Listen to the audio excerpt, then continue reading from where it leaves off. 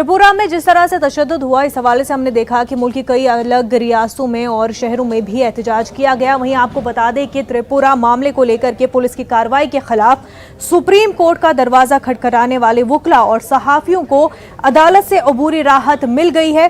Supreme court ने ताहुक्म सानी वुकला और सहाफियों के खिलाफ सख्त कार्रवाई न करने का हुक्म दिया है। अदालत ने त्रिपुरा हुकूमत को नोटिस जारी करके जवाब मांगा है। वाज़ेह रहे कि 4 रुकनी फैक्ट फाइंडिंग टीम में शामिल एडवोकेट अंसार और एडवोकेट मुकेश के खिलाफ सोशल मीडिया पोस्ट की बुनियाद पर UAPA के तहत त्रिपुरा पुलिस ने मुकदमा दर्ज किया है, जिसे खारिज करने की दरख्वास्त वुकला ने सुप्रीम कोर्ट से की है। तो आपको बता दें कि त्रिपुरा मामले को लेकर के पुलिस की कार्रवाई के खिलाफ सुप्रीम कोर्ट का दरवाजा खटखटाने वाले वुकला और सहाफियों को अदालत से अबूरी राहत मिल गई है। सुप्रीम कोर्ट ने ताहुक्म सानी वुकला और सहाफियों के खिलाफ सख्त कार्रवाई न करने का हुक्म दिया है। अदालत ने त्रिपुरा हुकूमत को नोटिस जारी करके जवाब मांगा है। 4 रुकनी फैक्ट फाइंडिंग टीम में शामिल एडवोकेट मुकेश और अंसार के खिलाफ सोशल मीडिया पोस्ट की बुनियाद पर UAPA के तहत त्रिपुरा पुलिस ने मुकदमा दर्ज किया था, जिसे खारिज करने की दरख्वास्त वुकला ने सुप्रीम कोर्ट से की है।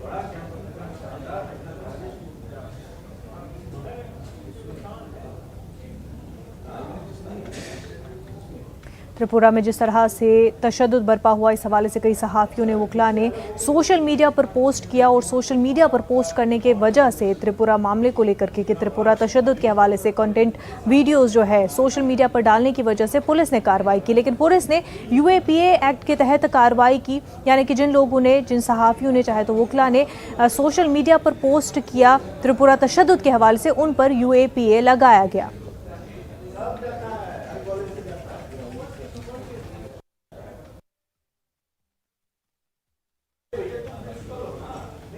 फ़ज़ाई आलूगी से दिल्ली NCR परेशान है, लोगों का दम घुट रहा है। आपको बता दें एयर क्वालिटी इंडेक्स पे 400 के पार पहुंच चुका है और वहीं इस हवाले से अदालत ने नाराज़गी का इजहार किया है। इस पूरे मामले पर नौकरशाहों के रवैये को अदालत ने अफसोसनाक करार दिया है।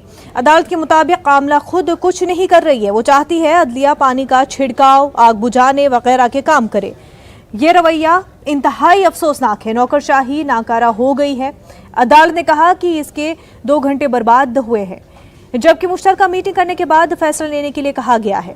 अदालत ने मजीद कहा कि आज कोई हुक्म जारी नहीं किया जा रहा है, इसका मतलब यह कतई नहीं कि आलूदगी को रोकने के लिए इक़दाम न किए जाए। इससे कबल अदालत में मरकज़ और रियासतों के जरिए दाखिल हलफनामे और अब तक की गई तदबीरों पर मुतल्लिक़ फरीकों के वुकला ने मौक़िफ़ पेश किए। मरकज़ ने हलफनामा दाखिल किया। मरकज़ ने हलफनामे में बताया कि दफातर बंद नहीं कर सकते क्योंकि उससे काम मुतासर होगा, जबकि पंजाब ने हलफनामा दाखिल करके आलूदगी को रोकने के लिए उठाए गए इक़दाम से अदालत को वाकिफ कराया। पंजाब ने कहा कि पराली जलाने वाले किसानों पर 15,000 रुपये का जुर्माना आयद किया जा रहा है।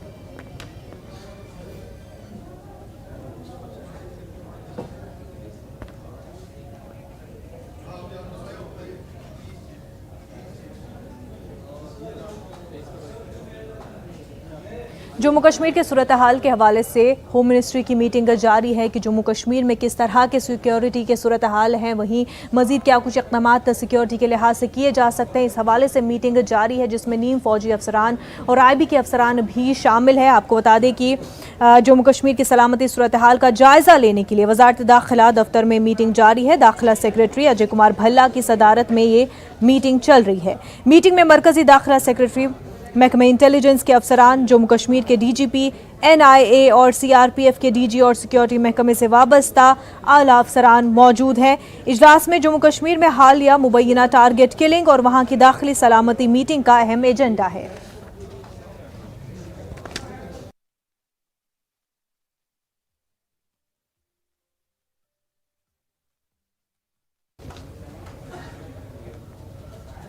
वहीं आपको बता दें कि जम्मू कश्मीर के पलहालन पटन में ग्रेनेड हमला हुआ, जिसमें नाका पार्टी पर यह हमला किया गया है। 2 CRPF जवान और एक आम शहरी जख्मी बताए जा रहे हैं। जख्मियों को तिब्बी तशखीस के लिए अस्पताल मुंतकिल किया गया है। इस वक्त मौजूद है पलहालन पट्टन में। यहाँ अभी यहाँ पे ग्रेनेड हमला हुआ है। मिलिटेंटों ने यहाँ पे CRPF की नाका पार्टी पे ग्रेनेड हमला किया गया है और जिसके नतीजे में 2 CRPF ज़ख्मी हुए और उसके साथ साथ 2 सिविलियन भी ज़ख्मी हुए। आपको दिखाएंगे ये वो जगह है जहाँ पे ये ग्रेनेड हमला हुआ है, यहाँ पे ग्रेनेड दागा गया, यहाँ पे CRPF के जवान जो है वो तैनात होते थे, नाका पार्टी होती थी और इस दौरान यहाँ पे CRPF के 2 जवान जो है वो ज़ख्मी हुए और सिविलियन भी 2 ज़ख्मी हुए हैं। आपको दिखाएंगे यहाँ पे, और इस तरीके से इस पूरे इलाके को मुहासरे में कर रखा गया है और यहाँ पे तलाशी कार्रवाई शुरू की गई है और इस तरीके से मिलिटेंट की तलाश शुरू कर दी गई है। और यहाँ पे जो नेशनल हाईवे है उसमें ट्रैफिक भी फिलहाल बंद करके रखा गया है और नॉर्मली यहाँ पे गाड़ियाँ बीच बीच में चल रही है और यहाँ पे पूरे जो आर्मी है, पुलिस है, CRPF है और उन्होंने इस इलाके को मुहासरे में लिया है और यहाँ पे तलाशी कार्रवाई जारी है। Munir Hussain, news 18 Urdu, ground zero, Palhalan Pattan. Srinagar Hyderpora में एनकाउंटर हुआ और इस एनकाउंटर के हवाले से कई सवालात खड़े किए जा रहे हैं। महबूबा मुफ्ती हो या फिर दीगर लीडरान इस एनकाउंटर के हवाले से जांच का मुतालबा कर रहे हैं। आपको बता दें कि हैदरपुरा श्रीनगर एनकाउंटर में मारे गए अल्ताफ अहमद के अहले खाना ने आज भी प्रेस कॉलोनी श्रीनगर में एहतजाज किया है। इंसाफ करने का मुतालबा करने के साथ साथ उन्होंने बावकार अंदाज में तदफीन के लिए अल्ताफ अहमद की लाश देने की मांग की। याद रहे कि पुलिस के मुताबिक अल्ताफ अहमद क्रॉस फायरिंग में मारे गए, लेकिन पुलिस ये भी कह रही है कि लवाहिकीन को लाशें हवाले करने की सूरत में अमनो ज़ब्त के मसाइल पैदा हो सकते हैं। मैं बोलती हूँ वहाँ वो मिलिट्री वाले, पुलिस वाले, CRPF वाले उनके साथ रोज सुबह चाय पीते थे। उसके दुकान पर बैठे होते हैं, आरोपी वहाँ पर बैठती रहती है। अब वो कहाँ से हो गया ये? वो सिविलियन नहीं था। अजी साहब तो खुद बोल रहे हैं, फिर हमें बॉडी क्यों नहीं दे रहे हो? हमें बॉडी दो, हमें बॉडी चाहिए, हमें बॉडी चाहिए। कल जब मैं DIG के पास गया, वो कह रहे हैं कि हमने हंदारा में दफन किया है उनको। अब हम उनको, आप उधर जाओ, उसको खराजे की कब्र पे पेश करो। हम वो नहीं चाहते हैं, उसके 3 मासूम बच्चे हैं। हम चाहते हैं, हमारी अल्टीमेटम ये है आप लोगों को कि हमारी भाई की लाश को वापस कर दो। डॉक्टर मुदस्सिर गुल इसी एनकाउंटर में, हैदरपुरा श्रीनगर एनकाउंटर में हलाक हुए। आपको बता दें कि डॉक्टर मुदस्सिर गुल के अहले खाना ने भी श्रीनगर में एहतजाज किया। गमज़दा अफराद खाना ने जज्बाती अंदाज में मुदस्सिर की हलाकत की वजह बताने की मांग की है। मुदस्सिर गुल के लिए डॉक्टर एसोसिएशन कहाँ है? मेरी बेटी को यतीम क्यों किया? ये 1 साल की है, ये एक वर्ड बोलती है, बाबा बाबा बोलती है। इसको बाबा दे दो, इसको बाबा दे दो, इसको बाबा दो। क्यों मामा? इसको शक्ल दिखाओ, अपने बाप की शक्ल दिखाओ। ये भी सही शक्ल। गुलाम नबी आज़ाद डोडा का दौरा कर रहे हैं। आपको बता दें कि साबिक वज़राल और कांग्रेस के सीनियर लीडर गुलाम नबी आज़ाद वादिया चिनाब में ज़िला डोडा का दौरा कर रहे हैं। उन्होंने डोडा के डाक बंगले में मुख्तलिफ वफूद से मुलाकातें की। कांग्रेस पार्टी कारकुनान भी आज़ाद से मिलने के लिए यहाँ पहुंचे थे। कांग्रेस लीडरान वक़ार रसूल, निरेश गुप्ता, गुलाम मोहम्मद सरवरी और दीगर गुलाम नबी आज़ाद के हमरा मौजूद है। न्यूज़ 18 उर्दू के नुमाइंदे ने आज़ाद से मौजूदा सियासी मंजरनामे पर बातचीत की। आइए देखते हैं। आज आपका खिते का दौरा है, लेकिन कहीं ना कहीं लोगों में यहाँ पर देखी जा रही है कि नाराज़गी जो है काफ़ी सालों से है। लोग जो है कांग्रेस में जो है यहाँ दिन ब दिन ज्वाइनिंग करते थे, लेकिन कुछ सालों से जो है लोग दूर हो रहे हैं। क्या वजह है इसकी कि कांग्रेस पार्टी के जो लीडर्स है वो लोगों में नहीं जा रही, या इसकी और कोई वजह है? नहीं, हमारे तो यहाँ लोग बेचारे जाते हैं, अधिकतर जाते हैं, और ख़ास तौर से मैं चिनाब वैली की बात करूँगा। हमारे सभी लीडर्स अपनी अपनी कॉन्स्टिट्यूंसीज में जाते हैं, और इसके बावजूद भी कि बहुत टफ एरिया है, डिफ़िकल्ट एरिया है।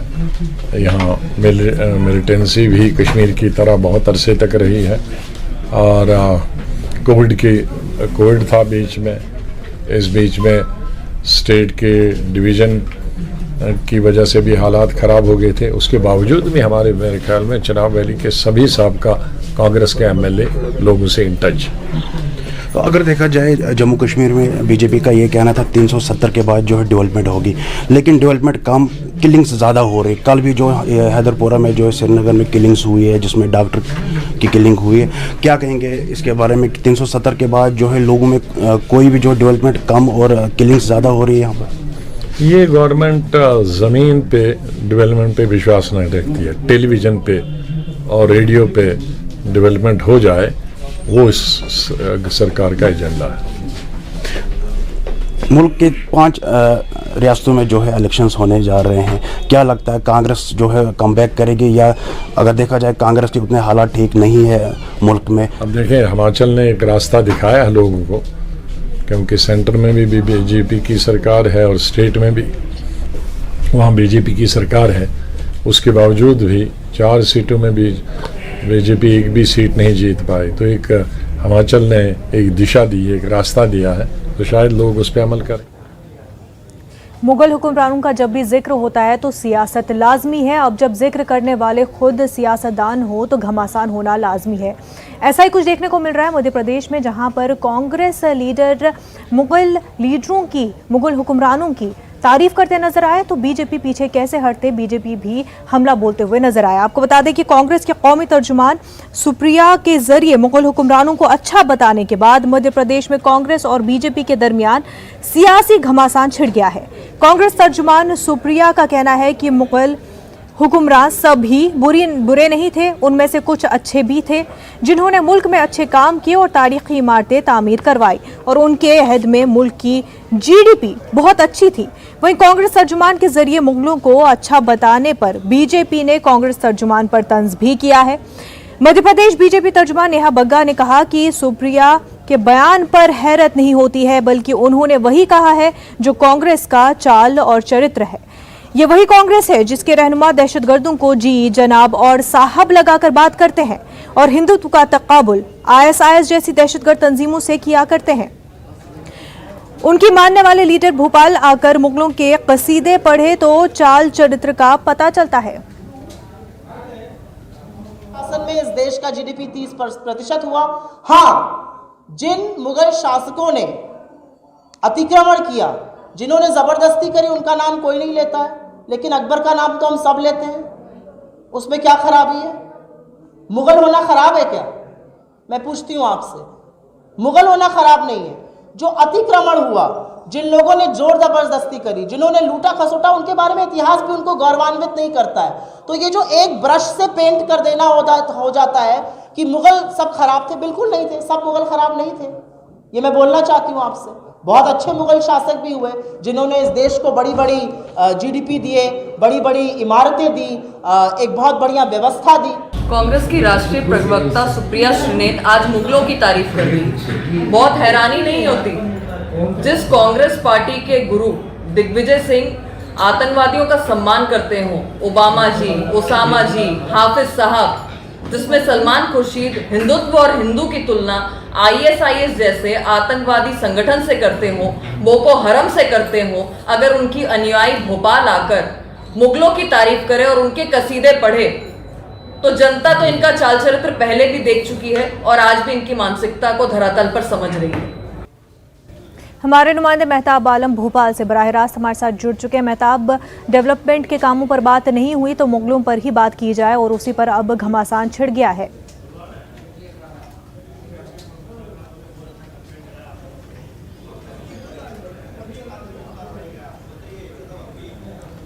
मेहताब, आप तक हमारी आवाज पहुंच पा रही है?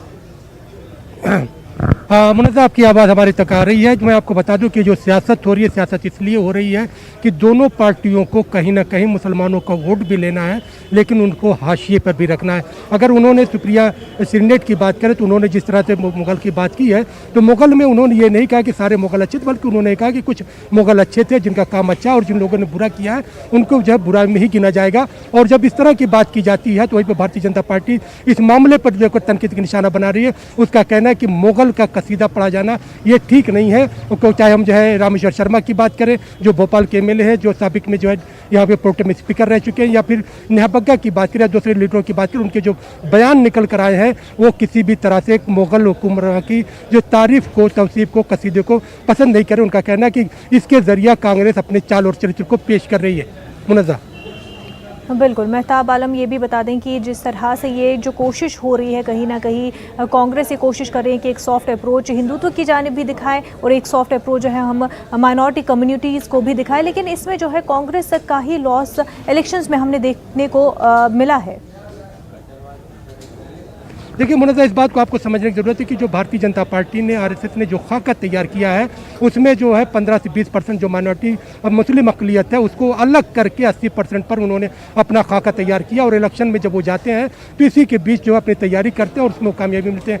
कांग्रेस के जरिया जो है बात ज़रूर मुसलमानों की जाती है लेकिन नुमाइंदगी नहीं दी जाती है। अगर मैं सेंट्रल इंडिया की बात करूँ, दिल्ली से लेकर नागपुर तक की बात करूँ, तो आपको हैरत होगी कि पिछले 22 सालों में कांग्रेस ने किसी मुस्लिम को राज्यसभा में कोई जगह नहीं दी है। अगर पार्लियामेंट की बात करें तो उसमें आपको हैरत होगी कि उसमें एक बार टिकट दिया गया था असलम शेर खान को, लेकिन अगर उसमें इसी मध्य प्रदेश की असेंबली की बात करें तो 1984 में जहाँ पे मध्य प्रदेश में 14 मुस्लिम एमएलए हुआ करते थे, अब वही कांग्रेस पार्टी 4 टिकट भी नहीं देती है। पिछले इलेक्शन में 2018 को जो हुआ था उसमें कांग्रेस ने कुल 3 टिकट दिए थे और भारतीय जनता पार्टी ने 1 टिकट दिए थे, जिसमें से 2 लोग जो है, 2 आरिफ मसूद और आरिफ अकील जीतकर असेंबली में जाने में कामयाब हुए थे। तो कांग्रेस बात ज़रूर करती है लेकिन सॉफ्ट हिंदुत्व के जो है उसका जो अपना नज़रिया है उसकी वजह से उन्होंने हाशिए पर रखा है, जिसकी वजह से मुसलमानों का एक बड़ा तबका कांग्रेस से जो रवायती वोट है उससे दूर होता जा रहा है। यही नहीं कि जो पिछले दिनों जिस तरह से ज़िमनी इंतखाबात हुए और खंडवा पार्लियामानी सीट हुई, वहाँ पर साफ तौर पे कहा गया कि मुसलमानों ने साथ नहीं दिया, जिसकी वजह से कांग्रेस की शिकस्त हुई है। अब कांग्रेस साथ दिया भी जाए कैसे, क्योंकि कांग्रेस ने जो अब रवैया अपनाया हुआ है वो कहती कुछ और है और करती ही कुछ और है, तो ऐसे में लोग जो है पीछे हटते हुए भी जाहिर तौर पर दिखाई दे रहे हैं। बेहद शुक्रिया मेहताब आलम आपका। इस वक्त एक बड़ी खबर सामने आ रही है लखीमपुर खीरी मामले को लेकर के। ये बड़ी खबर है, जांच के लिए रिटायर्ड जज को मुकर्रर किया गया है। जांच की निगरानी साबिक जज जस्टिस राकेश कुमार जैन करेंगे। पंजाब हरियाणा हाईकोर्ट के साबिक जज है justice Rakesh Kumar Jain. Supreme court ने एसआईटी में 3 आईपीएस अफसरों को भी शामिल किया है। यूपी हुकूमत ने एसआईटी तश्कील दी है। तो आपको बता दें पूरा मामला लखीमपुर खीरी से जुड़ा हुआ है, जहां पर 8 अफराद हलाक हुए, जिनमें 4 किसान, एक जर्नलिस्ट, एक ड्राइवर और 2 बीजेपी कारकुन है। इसी हवाले से रिटायर्ड जज को मुकर्रर किया गया है जांच की निगरानी के लिए। पंजाब हरियाणा हाईकोर्ट के साबिक जज जस्टिस राकेश कुमार जैन को मुकर्रर किया गया है। यूपी हुकूमत ने एसआईटी तश्कील दी है।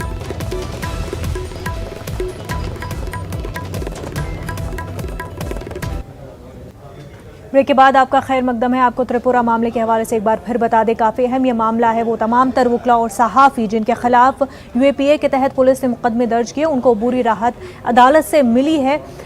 हमारे नुमाइंदे सुशील इस वक्त हमारे साथ जुड़ चुके हैं। सुशील, ये बोले कि अबूरी राहत मिल गई है, लेकिन कब तक ये राहत बरकरार रहेगी और आगे इन मामलों को लेकर के कैसे कार्रवाई होगी? जी देखिए, साफ तौर से त्रिपुरा को लेकर जिस तरह की याचिका सुप्रीम कोर्ट में दाखिल की गई थी उसमें साफ तौर से ये मांग की गई थी कि जो वकील हैं और जो तमाम पत्रकार हैं उनको राहत दिया जाना चाहिए, क्योंकि उनके खिलाफ यूपीए का जो मामला है वो दर्ज किया गया था। बहरहाल आज सुप्रीम कोर्ट में मामले की सुनवाई के दौरान सुप्रीम कोर्ट ने यह आदेश दिया है कि वकीलों और पत्रकारों के खिलाफ कोई भी कठोर एक्शन नहीं लिया जाए जब तक मामले की अगली सुनवाई नहीं होगी। हालांकि कोर्ट ने त्रिपुरा सरकार को नोटिस जारी कर 4 हफ्ते में जवाब तलब किया है। हालांकि इस बीच सुप्रीम कोर्ट ने एक बड़ी राहत वकीलों और पत्रकारों को जरूर दी है और ये कहा है त्रिपुरा सरकार से कि उनके खिलाफ कोई भी कार्रवाई अभी ना की जाए। तो कहीं ना कहीं एक बड़ी राहत उन तमाम लोगों को है। हालांकि साफ तौर से जो याचिका दाखिल की गई थी उस याचिका में तमाम लोगों के द्वारा यही कहा गया था कि साफ तौर से इस मामले में जिस तरह से त्रिपुरा सरकार की तरफ से कार्रवाई की गई है उस कार्रवाई पर कहीं ना कहीं सुप्रीम कोर्ट सुनवाई करे। हमारे साथ कुछ वकील भी हैं कहीं ना कहीं जो त्रिपुरा में थे इस पूरे मामले को लेकर सुनवाई के दौरान।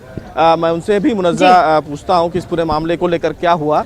आज सुनवाई थी त्रिपुरा वाले मामले में, एक बड़ी रिलीफ दी, क्या कोर्ट ने कहा? जी, कोर्ट ने अभी किसी भी कोर्सिव स्टेप से मना कर दिया अथॉरिटीज़ को और उनको नोटिस इशू किया है और अगली हियरिंग पे लेट्स सी कब क्या प्रोसीडिंग्स होती हैं। अभी तो यही है, हमें रिलीफ मिला है कि कोई भी कोर्सिव स्टेप्स नहीं लिए जाएंगे।